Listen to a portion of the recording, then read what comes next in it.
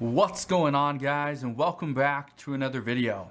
So I want to explain why Democrats are excited about moving forward, about taking that next step. Here's what we know. Democrats are excited for multiple reasons, but one of the main ones is because they're getting closer to getting this $3.5 trillion infrastructure bill done. When that bill is done, finalized, and signed into law by President Biden, then and only then will that $1.2 trillion bipartisan bill be passed as well. But here's what some are saying. Some Democrats are saying that right now anything is better than nothing. Anything is better than nothing. But is that actually true? Here's what we know. Some argue that using all of their chips now and getting half of what they want would make no sense. It wouldn't be the best move for them. So what they're saying is, if we can't get everything now, and that is that $3.5 trillion infrastructure bill passed, if we can't get it, the best thing to do would be to wait.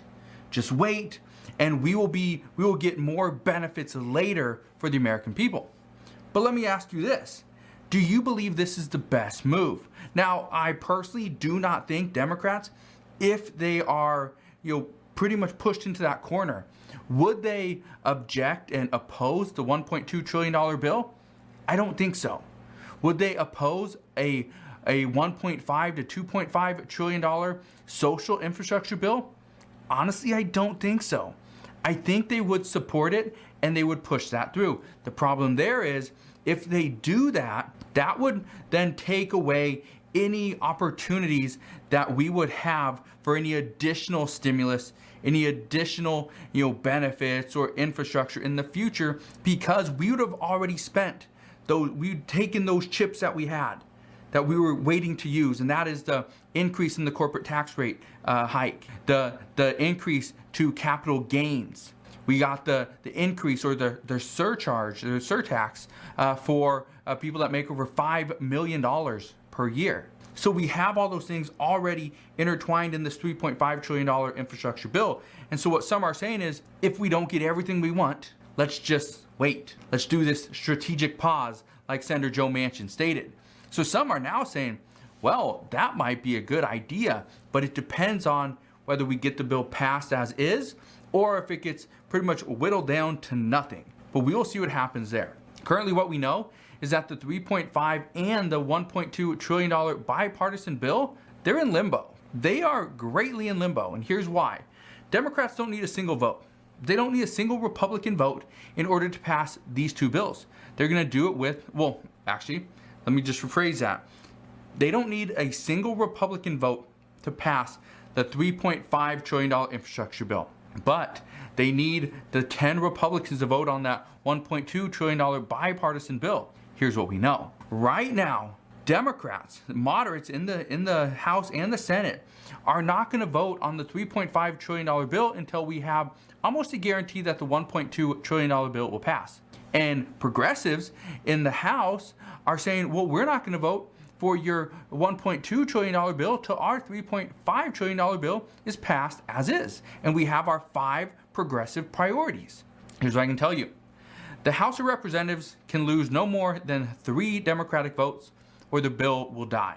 In the Senate, Democrats cannot lose 1 single vote or the bill will die. So this is becoming a very tricky situation, trying to find the middle ground. This is one of the reasons why, according to many experts and according to lawmakers, we will not have a vote on either one of these bills before September 20th. We will not have a vote on either one of these bills before September 27th. And in most cases, we will not have a vote on any one of these bills before October 1st. We're going to see delay after delay after delay. But Nancy Pelosi says on September 20th, when the House of Representatives comes back to Washington, they will begin to work. But we will see. However, according to one economist, what they are saying is blowing up the bill right now would actually be beneficial. Here's the reason why. He says this would infuriate the American people and they would put more pressure on Congress to give them more. And let me ask you this. If Congress decided after all these months of waiting that we're just gonna pause, we're just gonna hold off on passing any bill, would that just make you absolutely crazy? Would that just infuriate you? I know it would me. after waiting all these months and we get nothing? We get all the way to the end, the finish line, and then they're like, no, we quit. No, it's too much. We're not going to do it. We're just going to wait. But that's what this one economist is saying, is that it would actually be beneficial, and here's the reason why. According to multiple polls that have been done recently, about 70% of Americans say the infrastructure bill is important. However, there needs to be stimulus going to the people in this bill, and more stimulus than just a child tax credit. However, 65% of Americans say that they support the child tax credit payments as is. And only 34% of Americans say that the pathway to citizenship should be included into this bill. Yet, in the $3.5 trillion infrastructure bill, progressives say immigration is mandatory. That is one of their 5 progressive priorities. Democrats will be giving citizenship to 8 million immigrants, yet this is actually already negotiated down because the previous number was 11 million. But in order to get more support in the Senate, Democrats already brought their number down to 8 million. However, some are expecting this will have to be closer to 5 million or else it will not pass. But we'll see what happens there. But what I can tell you is this economist that says blowing up this entire bill would actually be beneficial to the American people. The reason he's saying that is because giving a bunch of money away to immigrants, okay, or you're not really giving money away to immigrants, but you're pushing billions of dollars over towards immigration. You're pushing billions of dollars over into education through free community college. You're pushing billions of dollars into the child tax credits, right? You're pushing all this money into different priorities, different agendas. Well, here's what we know Joe Manchin is saying. Senator Joe Manchin says that the one main thing that he and moderates want is to lower the overall cost of the bill because this would be good for the American people and the economy. They say that we can still move forward with our tax increases and tax cuts, but the goal should be to get out of debt. We are too far into debt. There's too much debt, and we're going to have a tough time paying it all off. Our kids and our grandkids are still going to be paying off the debts that we incur today. Here's what we know. When they were asked what ways could make the bill closer to their $1.5 trillion target, one way is actually by having a requirement that in order to receive the child tax credit payments, you must be working. And another lawmaker stated that a work requirement or continuing education should be required as well. And I think that is key. You cannot just tell somebody, okay, in order to get the child tax credit payments, you have to be working.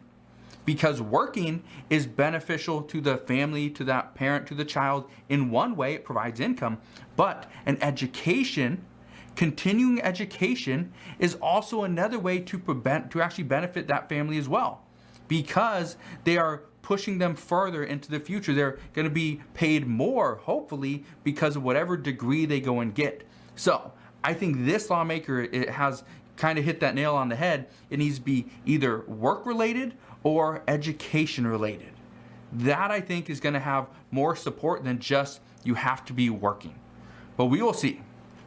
Another way to make the package less costly is by imposing a requirement that to get free community college, that you have to actually pass your classes. You cannot just go do free community college just for the fun of it and fail all your classes. This would be based on a grade. According to one expert, it would be a requirement, or you would have to repay as a student would have to repay if they do not meet those expectations. So we'll see what happens there. But there are more proposals as well. One proposal, or one idea, not even a proposal yet, is let's provide more stimulus checks to the American people. But by providing a stimulus check, let's pull out other things. Let's not do 4 years of the child tax credit payments. Let's do 2 years and then take the other billions of dollars and put that into a stimulus check to help out those that are, they do not have children, individuals. People that don't have children, or their children have grown up and are not under the age of 17 anymore. Let's help them as well. And a stimulus check could do that. But again, that's just an idea. But a couple other proposals that are still being considered at this time, and again, the bill's actually being written. The finalized text is being submitted. We're already seeing this, and again, according to reports, we're going to see more proposals, and the bills The finalized text come out tomorrow and Wednesday. So right there, that is good news. But here's a couple proposals that are still on the table. One, because again, a lot of things are just based on taxes. Taxes are key. So one of them is actually to tax corporations for buying back their stocks. And this would actually be a 2% excise tax. What we are being told is that this excise tax, the reason why they want to do this, number one, is because the stock market is too frothy. It's too propped up right now. So one way to get the stock market back to where it should be is to propose this 2% excise tax to make it where any corporation would have to pay 2% if they're buying back their stock. Well, again, this is propping up the stock market, and this is helping a lot of people, make money in the stock market. But if they were to do this, and this were actually to go through, first I can tell you right now, the stock market is going to take a big hit. It's going to take a big hit. But they say this is the only way that we should do it and move forward so that the economy doesn't actually plateau. But if they do this, the economy won't plateau. It would actually kind of drop because of the stock market. But we'll see what happens there. The other proposal is to, and we don't have a lot of details here. This is actually proposed by Senator Ron Wyden from Oregon. His idea is simply to close tax loopholes. And when asked for more information, Senator Wyden simply said that he doesn't want those at the top to pick and choose when to pay taxes. And I can tell you right now, as a business owner, as an investor, right, as a corporation, whatever, there are certain tax loopholes and it's all legal. It's all legal. And it's the lawmakers that are fighting these loopholes are the ones that actually put them into place. So it makes absolutely no sense why lawmakers would put these loopholes in there, or they have so many loopholes in the tax code, yet now they're trying to fight them to get them pulled out. But I can tell you right now, a smart accountant, a savvy business person will find every single one of these loopholes. And as they do, more people will know about it, and that's what businesses and large corporations and wealthy individuals are going to do. They're going to figure out a way to actually retain their money. When you get to a certain level of wealth, it's not just about making more money, it's about retaining what you have. That's the key to financial success and wealth long into the future. However, what I can tell you right now is that President Biden is still planning to do away with the Trump tax cuts. And I want to bring this up for one main reason. President Biden has stated anybody making less than $400,000 will not pay any additional, not even a penny more in taxes. But here's what you need to understand. By doing away with the Trump tax cuts, okay, this is mainly going to affect working class families. What I can tell you is that in previous reports, and this is from months ago, almost a year ago, what we know right now is the average working class family saved over $5,000 in taxes because of the Trump tax cuts. Well, if you do away with those Trump tax cuts, that means that the average working class family does not retain the additional $5,000 plus that they would have under the previous tax cuts. So essentially, you're not being charged more in taxes, but you're not getting more money back, which means you're actually losing out, which essentially means, yes, you are being charged more, even though you make less than $400,000 per year. Not great news. But what I can tell you is this is something that President Biden is still planning on doing. We don't know when, we do not know how, we don't know if this will be in this the $3.5 trillion infrastructure bill. But what I can tell you is he is going to continue to look into this and most likely push it through at some point. Here's something else that we just found out today. As of today, the IRS says they still have about 8.5 million unprocessed tax returns. This is actually down from about 30 million tax returns just a few months ago. They say the average return takes about 4 months. Takes about 4 months in order to get processed, which normally in a normal year, right, we expect to get our tax refunds in about 3 to 4 weeks. And if you do an e-file, it's even sooner than that. So this is a huge delay. But the IRS says they're in desperate need of additional staff. They've already hired an additional 3,500 people on. However, that's not even close to what they need. So, if you're looking for a job, I don't know, maybe go see if the IRS will hire you. But yes, they definitely do need help. We don't know when they're going to get the additional relief that they need.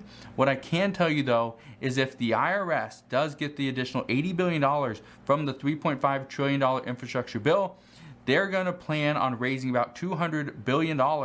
And by doing that, they're going to go after tax cheats.